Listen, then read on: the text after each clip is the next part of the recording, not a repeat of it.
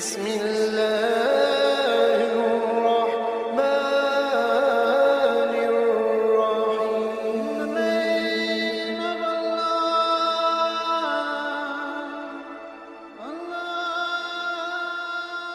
الرحيم. بسم اللہ الرحمن الرحیم. شروع اللہ کے نام سے جو بڑا مہربان اور نہایت رحم والا ہے. دوستو، فلسطین کا نام سنتے ہی ہمارے ذہنوں میں یہ سوال پیدا ہوتا ہے کہ آخر اس سرزمین کی اتنی اہمیت کیوں ہے؟ آج کی ویڈیو میں ہم اسی موضوع پر بات کریں گے. نمبر 1، فلسطین انبیاء علیہ السلام کا مسکن اور سرزمین رہی ہے. نمبر 2، حضرت ابراہیم علیہ السلام نے فلسطین کی طرف ہجرت فرمائی.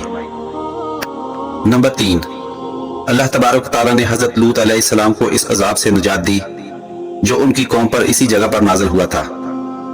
نمبر 4، حضرت داؤد علیہ السلام نے اسی سرزمین پر سکونت رکھی اور یہی اپنا ایک محراب بھی تعمیر فرمایا.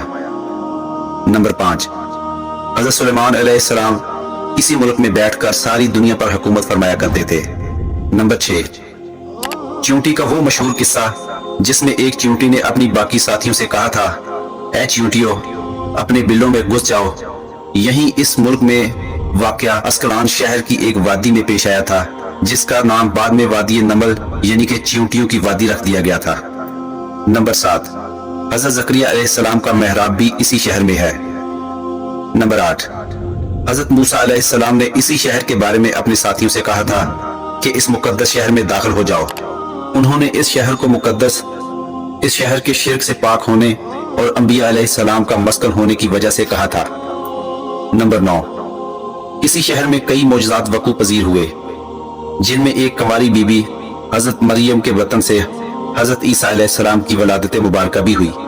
نمبر 10، حضرت عیسیٰ علیہ السلام کو جب ان کی قوم نے قتل کرنا چاہا تو اللہ تبارک و تعالیٰ نے انہیں اسی شہر سے آسمان پر اٹھا لیا تھا. نمبر 11، ولادت کے بعد جب عورت اپنی جسمانی کمزوری کی انتہا پر ہوتی ہے، ایسی حالت میں بی بی مریم کا کھجور کے تنے کو ہلا دینا بھی ایک معجزہ الہی ہے. نمبر 12، قیامت کی علامات میں سے ایک حضرت عیسیٰ علیہ السلام کا زمین پر واپس تشریف اسی شہر کے مقام سفید مینار کے پاس ہوگا. نمبر 13، اسی شہر کے ہی مقام باب لد پر حضرت عیسیٰ علیہ السلام دجال کو قتل کریں گے. نمبر 14، فلسطین ہی ارض محشر ہے. نمبر 15، اسی شہر سے ہی یاجوج و ماجوج کا زمین میں قتال اور فساد کا کام شروع ہوگا. نمبر 16، اسی شہر میں وقوع پذیر ہونے والے قصوں میں سے ایک قصہ طالوت اور جالوت کا بھی ہے. نمبر 17، فلسطین کو نماز کی فرضیت کے بعد مسلمانوں کا قبلہ اول ہونے کا اعزاز بھی حاصل ہے. نمبر 18، حضور پاک صلی اللہ علیہ وآلہ وسلم معراج کی رات آسمان پر لے جانے سے پہلے مکہ مکرمہ سے یہاں بیت المقدس فلسطین لائے گئے. نمبر 19، سرکار دو عالم صلی اللہ علیہ وآلہ وسلم کی اقتداء میں انبیاء علیہ السلام نے یہاں نماز ادا فرمائی. اسی طرح فلسطین ایک بار پھر سارے انبیاء کا مسکن بن گیا. نمبر 20، سیدنا ابو ذر کہتے ہیں میں نے رسول اللہ صلی اللہ علیہ وآلہ وسلم سے عرض کیا کہ زمین میں سب سے پہلی مسجد کون سی بنائی گئی؟ تو آپ صلی اللہ علیہ وآلہ وسلم نے فرمایا کہ مسجد حرام. میں نے عرض کیا کہ پھر کون سی؟ آپ صلی اللہ علیہ وآلہ وسلم نے فرمایا کہ مسجد اقصی یعنی بیت المقدس. میں نے پھر عرض کیا کہ ان دونوں کے درمیان کتنا فاصلہ تھا؟ آپ صلی اللہ علیہ وآلہ وسلم نے فرمایا کہ 40 برس کا، اور تو جہاں بھی نماز کا وقت پا لے وہی نماز ادا کر لے، بس وہ مسجد ہی ہے.